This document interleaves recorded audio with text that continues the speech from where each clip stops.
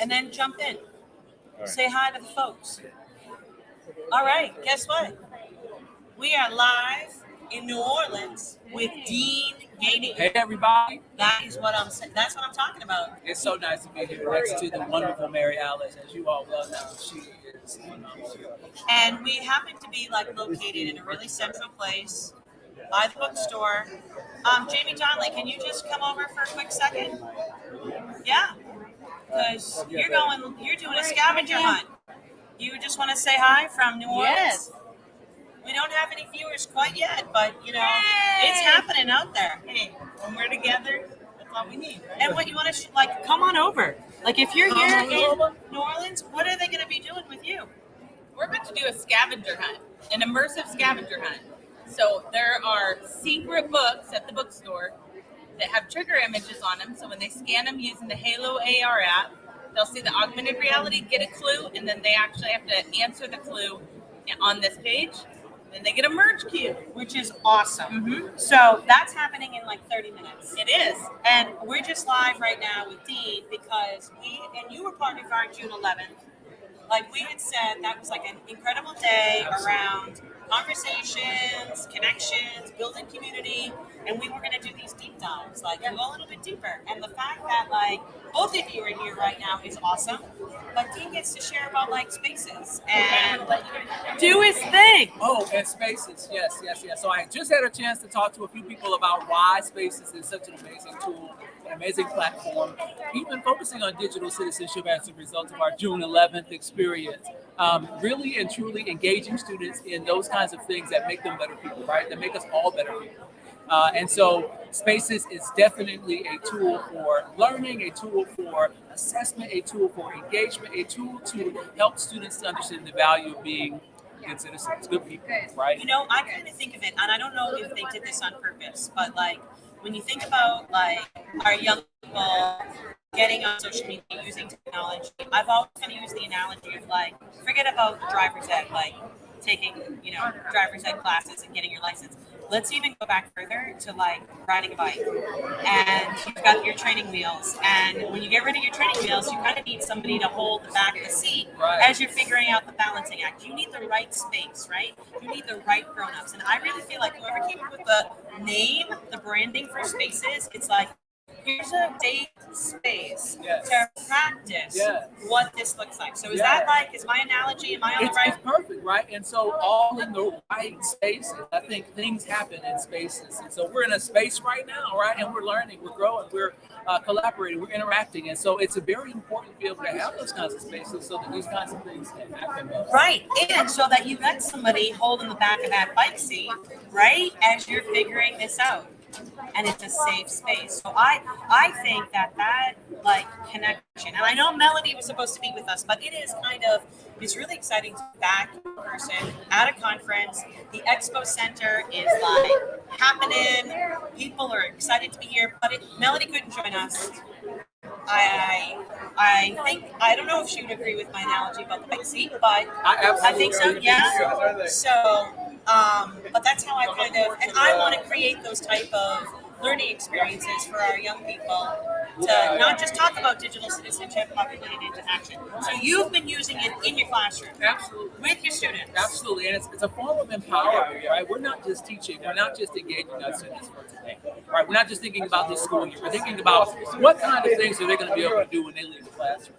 Right? Lifelong learning, being able to engage with other people in society, being able to understand and be empathetic towards them, being people of action, citizens of action, sort of challenging them to be agents of change. Ooh, I love that, because that's where there's that ownership piece, and I'm part of the solution.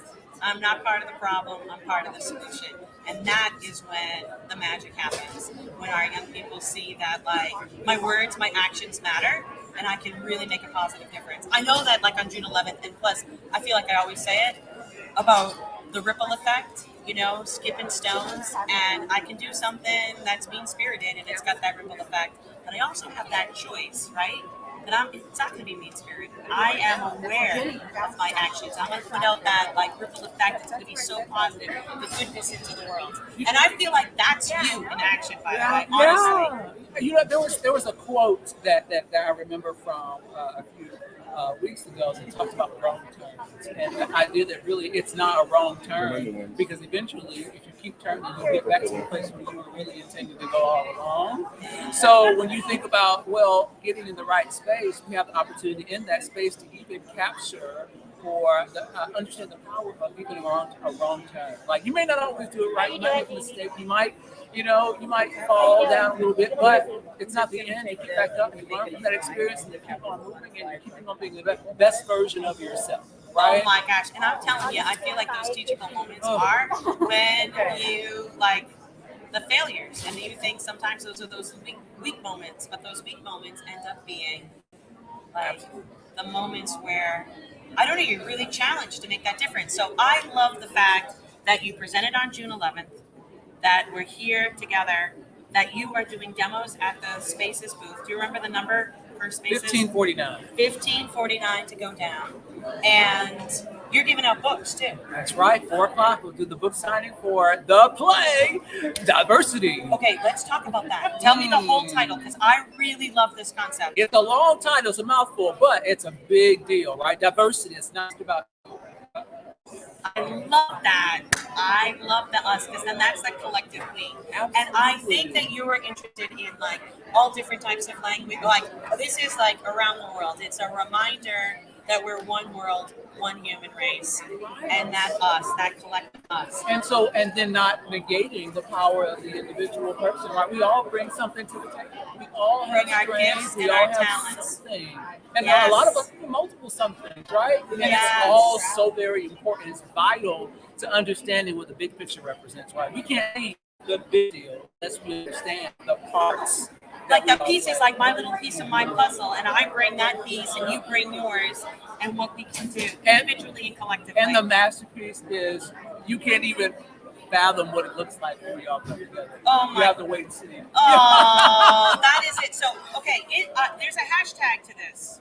So, what the hashtag is the global read aloud, right? Global act aloud. Act aloud. Global act aloud. Global act aloud. And what are you really hoping to do? Because What I are feel we like hoping to do? this group, right, for June 11th, as well as we're inviting everybody.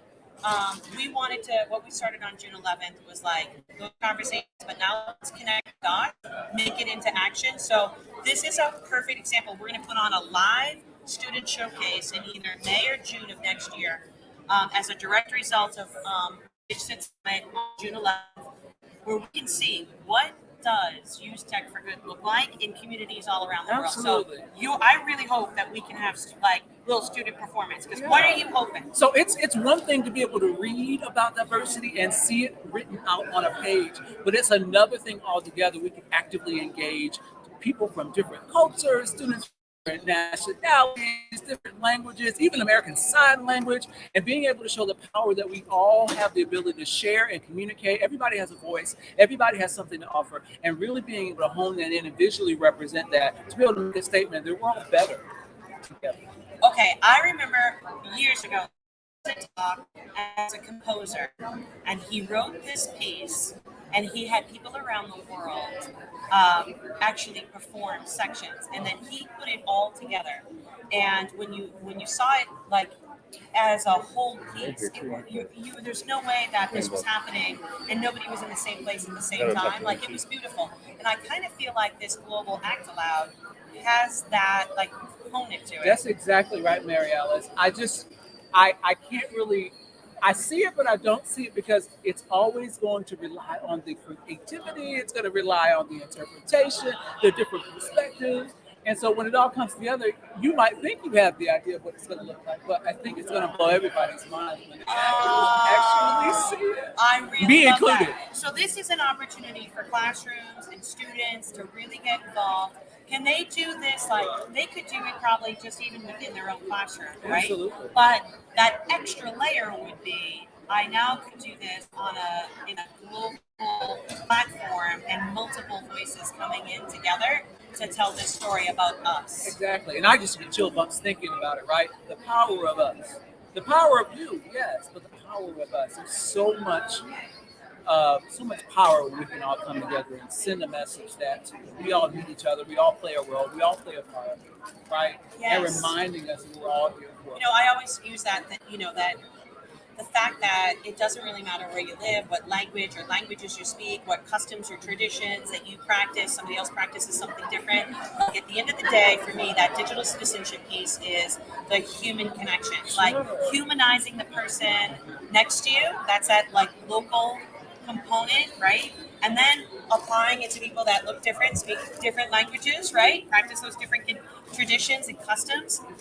I humanize people around the world. And then the most important then is to be able to apply it digitally. I see the human across the screen. And that is, and if I'm going to talk about humans, I have to say a shout out to Michael Drezek. Yes, Mike. Because if it wasn't for Michael Drezek, at our PLNs it would have crossed, but I have to tip my hat to Michael Drezek for really making the connection with you, because it was all pre-pandemic. I feel like I met you the very first time at a conference in Florida,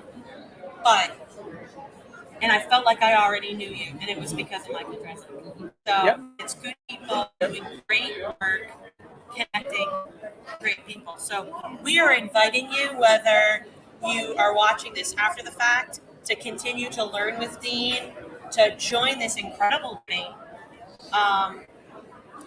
It's so overwhelmingly positive to understand how one person's experiences may not necessarily be the same as yours, but when we bring them together, we're all walking in the same thing. We all have a message to share, and we have more in common than we have that's different, And so, Yes. just thinking about how all of our paths have crossed, right? Why? Right? Why did they cross?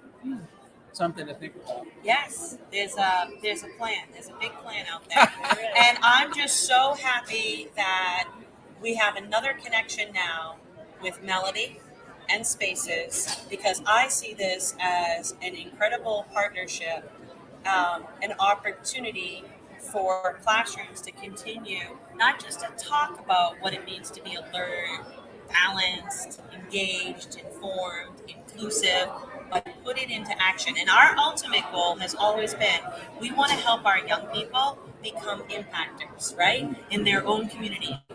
And I feel like Spaces is that partner.